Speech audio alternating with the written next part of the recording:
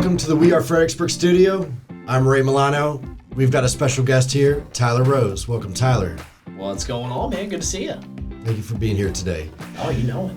Speaking of roses, today's episode is sponsored by Roses Are Red Photography.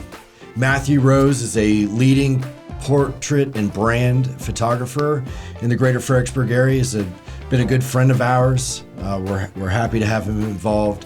If you haven't seen his work, if you haven't seen it today, like he's always producing, go check it out. Instagram, Facebook, TikTok, rosesareredphotography.com. It's good stuff, man. Very good stuff. Hello, Fredericksburg. Coming to you live from the We Are Fredericksburg studio. Sponsored by Roses Are Red Photography. Look out. Yeah. Got my laundry day t-shirt on. You're killing me, Smalls. Nice. It's the last t-shirt in the drawer. Yeah. So you're going through this major transition right now. Mm-hmm. Today's Wednesday, right? Today's Wednesday. Right. So you've got 2 more work days. Yeah. And then full-time. You've already put in your notice. I mean, you're leaving on good terms. Then Oh yeah. They've been great about supporting you and all that, which is really nice to hear. But you're getting away from a regular job. You're venturing out to do music full time. Yep. Within the past month or so, you've joined Michael Huntley's band. Yep. Which is requiring you to, like you traveled out of state to play, and you guys have a lot of practices going on, and Yeah. and he's going through a transition himself. Oh yeah.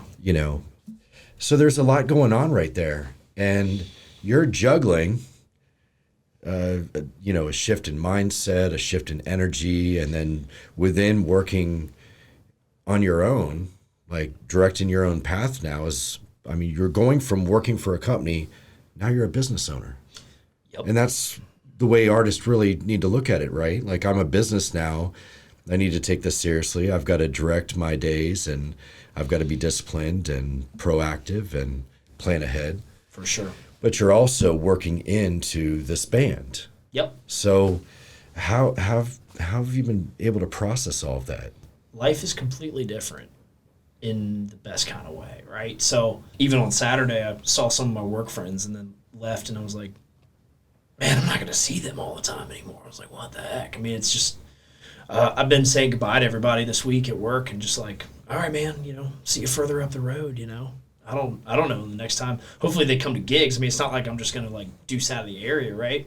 But there's a whole heck of a lot more than I could have even imagined trying to work this life, like work this music properly. Like I could stay a local musician the rest of my life and just putt around and just have a good time, and that would be great. That's absolutely an awesome thing. But at 28 years old with no wife, no kids, my bills are pretty low. Got a little bit of savings set up. I've got an entrepreneurial spirit. I'm not a ego person, but I definitely try and be the hardest worker in the room and try to inspire others to try and work as hard as they can too. And if they can outwork me, I salute them for sure. You've got a lot of excitement going on. Yes.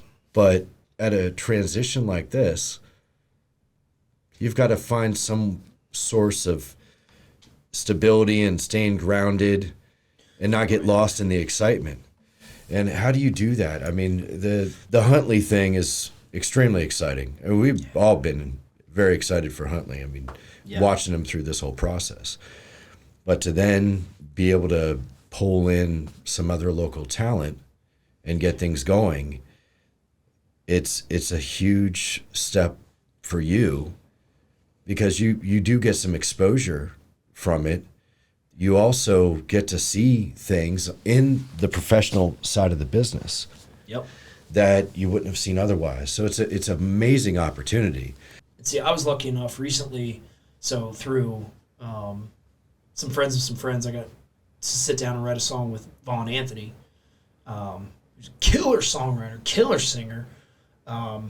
He's just incredible musician. You sit down and write a song with him, man, he's just like you give him a riff, and dude's just like, he's like, next thing you know, 20 minutes later, he's just like, bam, you got a song. You're like, wow, that's crazy, right? He just taps into we listened to him yeah. when he was downtown. It's cool, like, you know, super calm, very laid back guy, and then he gets on stage and it's just like, dang, that guy's, you know, big on stage. He had a very strong like vocal presence. Like he was like if you were just in a restaurant eating, you would stop and you would look at who is singing right now. Yep. Like everything just flowed so well. The energy, the sound, the volume, the whole 9 yards with him. Yep. So tell us a little bit about working with him. Man, he's so cool. So like, well, what about the riff, experience right? of working with somebody that knows the business, does it professionally, does it full time? Yeah, he's ridiculous songwriter. He's done it so much that he's just always like, he's always got a line up. Like his antenna's always on. Right. But imagine that there's a lot of excitement there. Do you catch yourself saying, all right, I'm excited. Let me step back down for a second.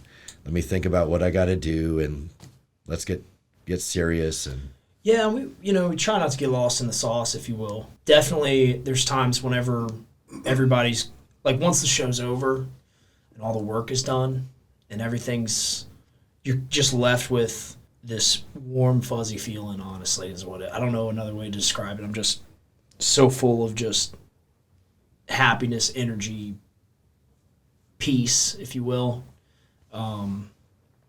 And whenever it's going on, you don't really have much time to do that at all. Like if we're at a gig, man, I got to make sure if I stop and think too long or stop and get too excited, I'll miss something. So I try and just stay super focused on making sure that everybody's where they need to be. Guitars are tuned up.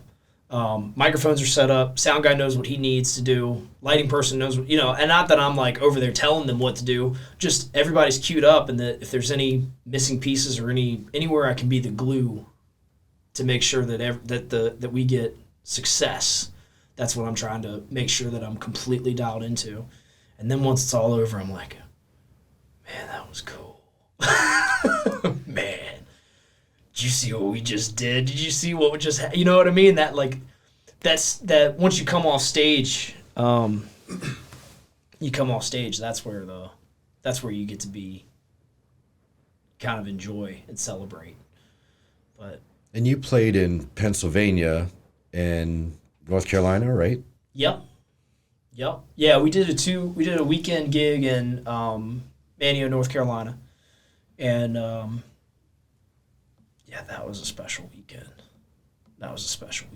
Oh, well, still juggling a full-time job. Oh, yeah. Right. Oh, yeah. And don't get me wrong, even before I was playing bass for Huntley, I did 95 gigs last year with a full-time job. Yeah. It was funny because I was like, yeah, man, like there's going to be a lull here soon, There'll be a time where I could probably, like, not that I want there to be a lull, because you never want there to be a lull, but at the same time, it's like, yeah, I'm going to get some more time. I'm going to, like, work on the house, or I'm going to fix this, or I'm going to do that, or I'm going to get a chance to sit down and maybe try and write some songs, or I'm going to get a chance to work on my website or my marketing or whatever I need to be. Maybe I'll set up merch, and just no breaks ever. And that's cool, man. Just keep going. There's a task to do, so just go run through the wall, like, don't stop. So what is your plan Monday? Like, Monday's your first really official work day being in the business of music full time, right? Well, I've got to get a couple of things squared away with the studio. Man, I've got so much to do. It's not even funny. I've got to go finish setting up my LLC. I've got to sit down, get my taxes squared away. I'm learning how to do QuickBooks on the cell phone and track all my stuff that way.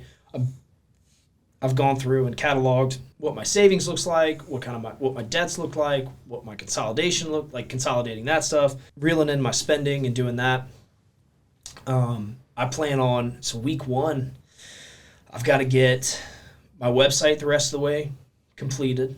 I've got to get, I've got a buddy of mine that's working on some logos for me so I can get my merch situated. I've got to get, I've been trying to collaborate with some local people on writing songs for a long time.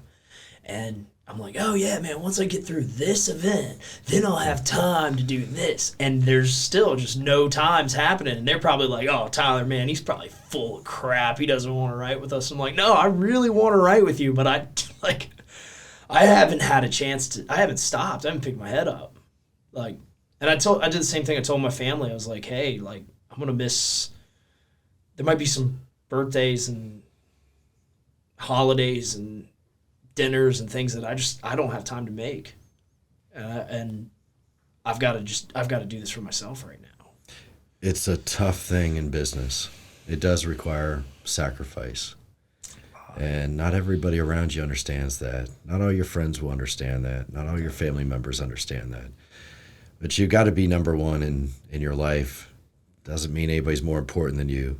Yeah. But it definitely requires you to be in the driver's seat like all the time. Yeah. So it's a fun life, man, running your own thing, but it comes with a lot of emotions that you've got to navigate through all the time. A big learning curve too. You know, I'm leaving my full-time job, right? Well, from 7 in the morning till 4 p.m., I lay around the house and don't do anything.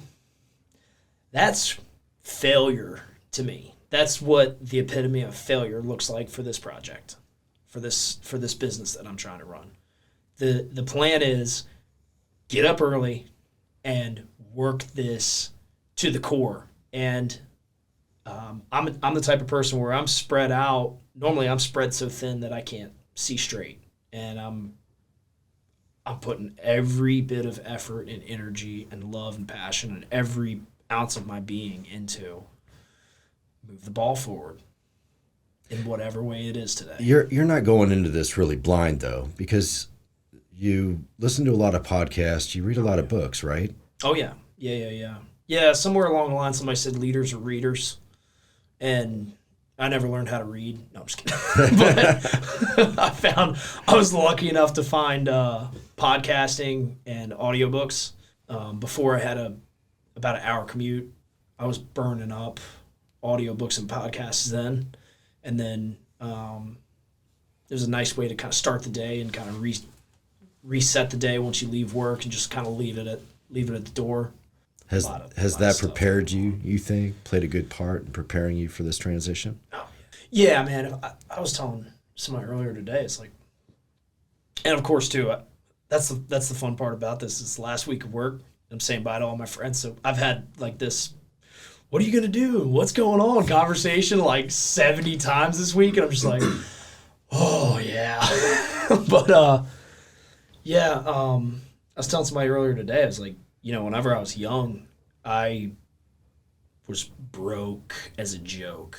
I didn't go to college. I went to work because money was a problem that needed to be solved, like, quickly, because we didn't have any. You know, money's not an issue until you don't have money, right? And I'm not saying that I have money, but it's not like, you know, are we going to make rent, or are we a few months behind, or whatever else was going on back whenever I was, you know, my late teens, early 20s. At some point, I was in a band with my friends, and that was a lot of fun. And at some point, we started making money, and then it became all about money. And that mixed with a few things, it made me not enjoy music as much, because I kind of ruined it a little bit for myself, if you will. You weren't leading with the music, you were leading with the money. Leading with the money. Yeah, that just wasn't you. No. Yeah. No, and then at some point I realized, through all those podcasts and audiobooks, somebody was like, well, define success. And, you know, is it millions of dollars for you? And I'm like, not necessarily. Success at first for people is like, oh man, success. Well, I'm going to drive a Benz and I'm going to be rich. I'm going to do all this stuff. And it's like, that's cool. Like, that's a great way to be success. Like, that's That's fine if that's what you want, but is that really what success looks like for you? Because if you get all of those things, are you going to be like, wow, I got all of this, and I don't, my warm fuzzy feeling, there's nothing there, and Like I would consider that like an achievement, and often maybe a one-time achievement that you look forward to. mm-hmm. Doing it twice, it's not the same. Yep. Whereas something that's long-lasting, something that maybe means something to you, that to me goes down the path of success. It's when you're enjoying that long-lasting goal, and how you want to live your life. Yeah, and it's like success isn't necessarily, yes, define success, but success isn't necessarily the destination. It's actually if you really dig into it and you really want to be happy in a sense, it's like success is like be happy on the exact road that you're on. Because success for me right now is chasing my dream. And I'm not driving a Benz and I don't have millions of dollars, but I'm just happy following my dream and learning every aspect of the music business and really sinking my teeth into it. And that's how I'm defining it. Seems like it's not necessarily like getting there, because if all you ever want to do is get there, and then you get there, like a lot of CEOs have that, like top executive people and people that like high achieving people. That's a big crisis for them. Is like they go through all of this stuff and then they get there and they're like, now what? You might celebrate for like a week, and then like week 2, you're like, shit, what am I gonna do now? I don't know what I'm going to do. I mean, I'm doing a podcast now. It's like, what's next? Yeah. Like, well, you got to have a what's next. You have to have the Call of Duty. Yeah, I think it's always good to have a target. Always have a good target in front of you. Yep. Whatever it is. And it doesn't have to be spectacular, but I think always aiming at something is good for you. Oh, yeah. It's been very beneficial for me. Yeah. The song that you're trying to lead with, like the single, yes, is that one's called Trainwreck. Trainwreck. Are you trying to come out with multiple singles in a row, and the other one being about the property you grew up on? Yeah, so the hill I grew up on will definitely be coming out. The Trainwreck one is kind of the one that's like I've showed everybody, like the few folks that I have played for everybody, they're like, man, that Trainwreck one is really catchy. So I want to kind of lead on that foot. I was at a certain time, I was like, yeah, man, I'm just going to record all 4 songs that I like. Nah, I've got more than 4, but like I've got 4 that I'm really, really proud of. I'm like, I'm just going to record them all as fast as I can and get them all really set up real nice. And started to look at how much effort, energy, and everything else that is required to make a song really good. So I was like, let me just focus on one at a time for a while. And trying to do all 4 is going to be like a lot right this second. Right. So I'm going to do one, work a little while, build up fundulation, do another, work a little while, build up fundulation, do another, and just do a single at a time. But The Hill I Grew Up On is probably my next one because that's my favorite, personally. There's a couple lines in there that I want to change around and Man, I wrote that thing like quick, dude. Yeah, I was on the way up to go drop off a guitar amp for my guitar teacher up in Damascus, Maryland, and just all of a sudden I got this, writing a song kind of comes from above, right? It just all of a sudden I'm just like, ooh, that'd be cool. So I started jotting lines down. I kind of wrote down the concept, and then the next thing you know, it was like flowing out of me. So I was like, pull a car from my, I'm like nailing just how fast can I get this song out of me, I got a phone call halfway through and had to get back to what I was doing and back to work and dropped the amp off. And the next thing I know, all this time had passed, and I was like, well, I'll get back to it another time. So it's actually the day of Pearl Street. Oh, okay. Yeah. That was a good show. Thank you. Thank y'all for coming. Yeah. But yeah, there's the day of Pearl Street, and I was like, man, I really want to do that song live. I was like, let me just write it down on paper, because I had it on my phone. I was like, let me just write it down on paper and see if anything else comes of it. So I write it down, and then I was like, somehow, like, thank God, it just kind of started flowing again, and then I just jotted the rest of the song down and played it that night. But like I said, I think there's a couple lines that I want to tweak, but yeah, that's really it's not like a normal job task where you're like, okay, today I'm going to write a song. I need to block out 2 hours, and you sit down and you pump out a song. If it's something that's going to be like inspirational from your past, something that's going to mean something tied in with you, it doesn't happen like that, does it?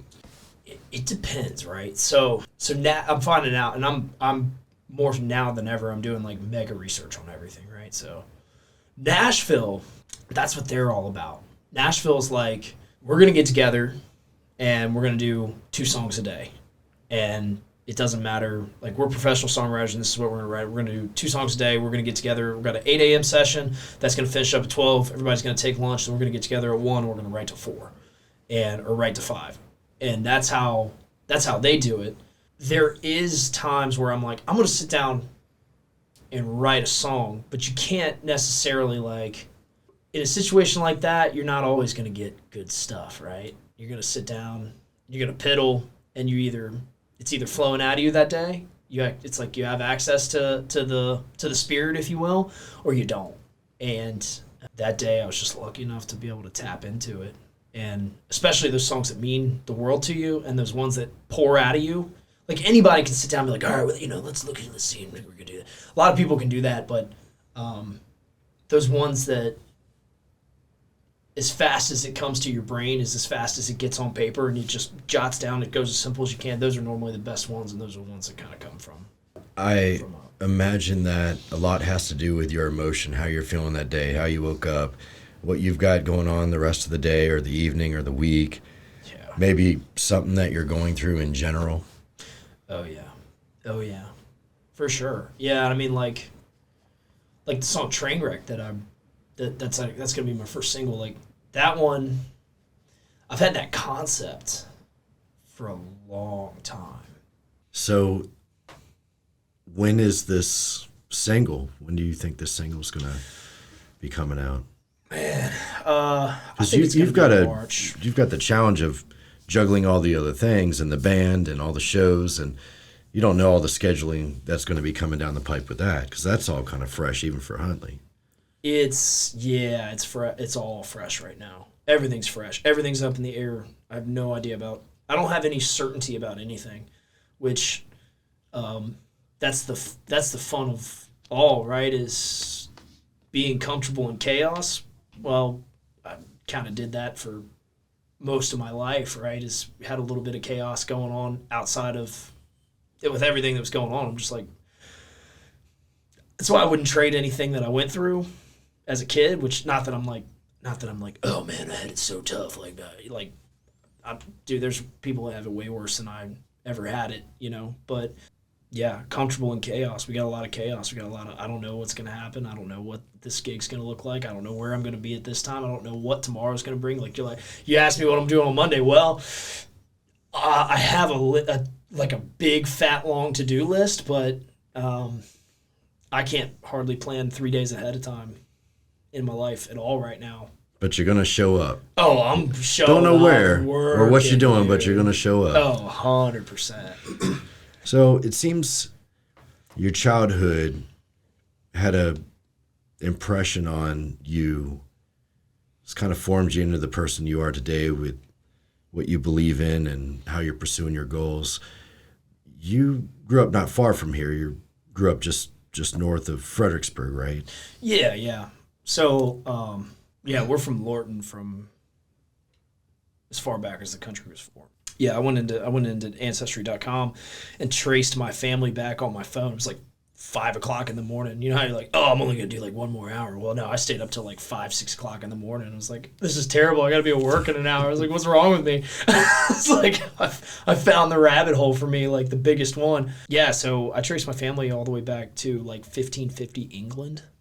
Wow. So like, I think it was like my 7th great grandfather, like Thomas Denty or Thomas something Denty.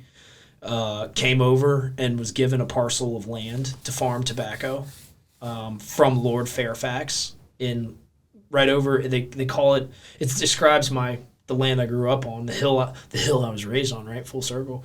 The song I'm writing or I wrote, but yeah, like gave this parcel of land and was like, hey, go farm tobacco, and so he had a bunch of kids.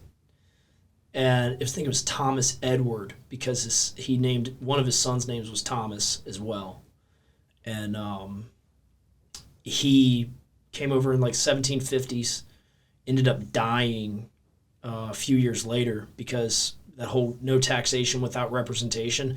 They were like, Lord Fairfax viewed that land as his land, and kind of was like, hey, you're gonna go down there and you're gonna work this land, and it wasn't like he was going over and selling to make a profit. It was like, hey, good job, you hold all that tobacco out of there. Here's the cents that are left over for you to live off of, which wasn't enough.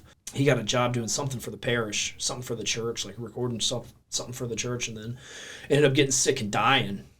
So then I guess his son somewhere along the line was like, yeah, whatever, Lord Fairfax and screw the king, no taxation without representation. So I've got the document where he joined the Virginia militia and went and fought the Revolutionary War and won that land, this parcel of land, and then it got like split up over the years all the way down until I moved off of it in 2005, unfortunately. But up there in Lorton, man, Fredericksburg's growing at a rapid rate now, but Lorton, that was kind of like the big place where it was all popping off.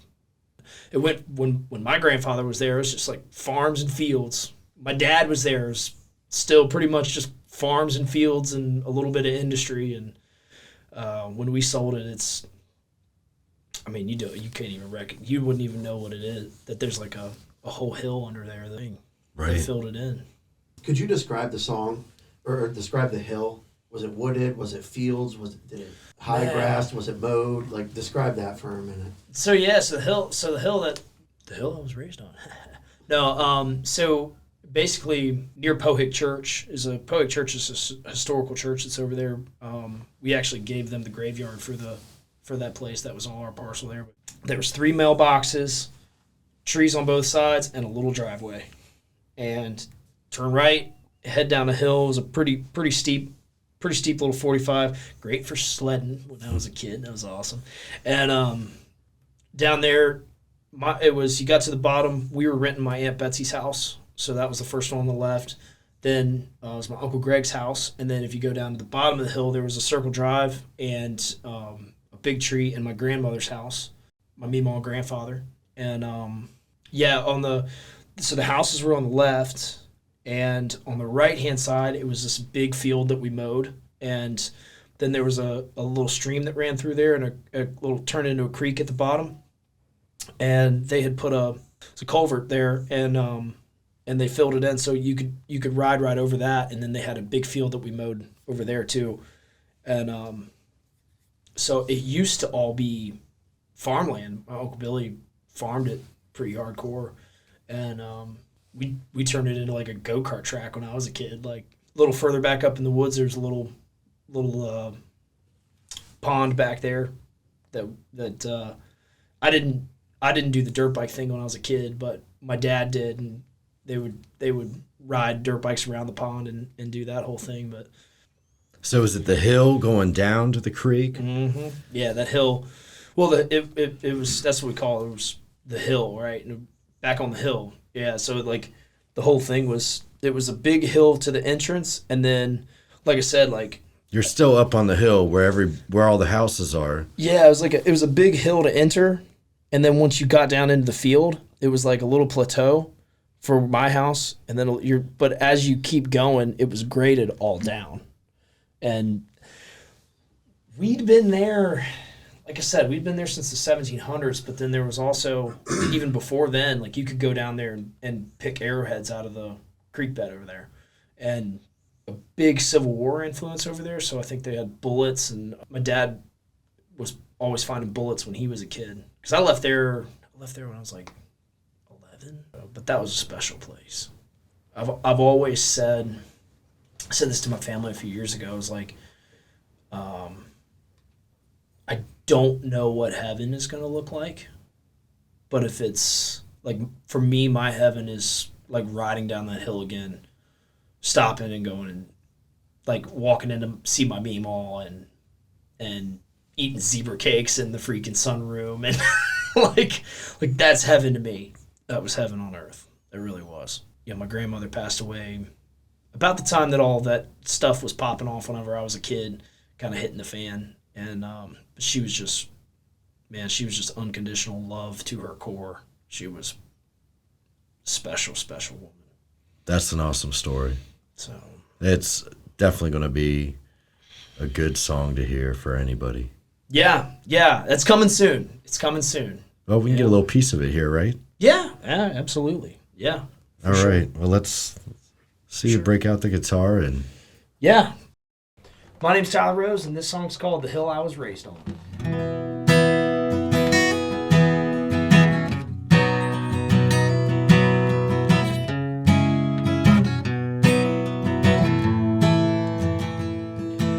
Passed down through generations, split a piece into every child, cut right down to the last 5 acres where I started my life.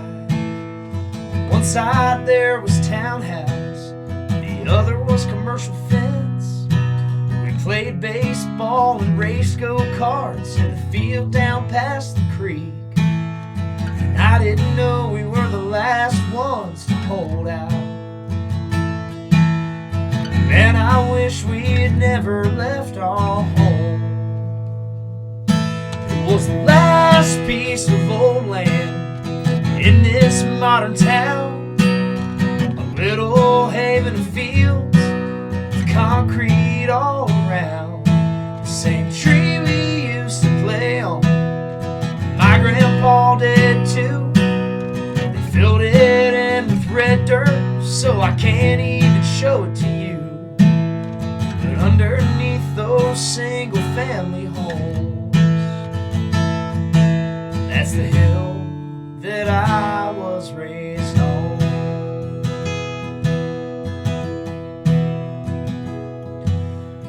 3 little old houses, that was all that was there. Our dogs would run wild and free, no one seemed to care. The family would come to see us, they parked in the circle drive. Meemaw would fix some coffee, talk all about life. It's sad to think it's all that's left is pictures. We were the last of a dying way of life.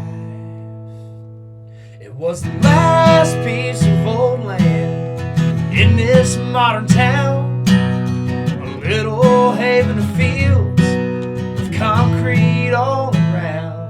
The same tree we used to play on, my grandpa did too. They filled it in with red dirt, so I can't even show it to you. But underneath those single family homes, that's the hill that I was raised on.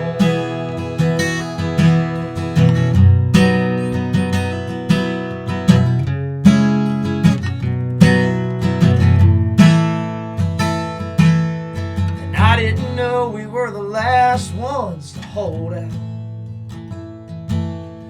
Man, I wish we had never left our home. It was the last piece of old land in this modern town, a little haven of fields, concrete all around. The same tree we used to play on, my grandpa did too. They filled it in with red dirt, so I can't even show it to you. But underneath those single family homes, that's the hill that I was raised on.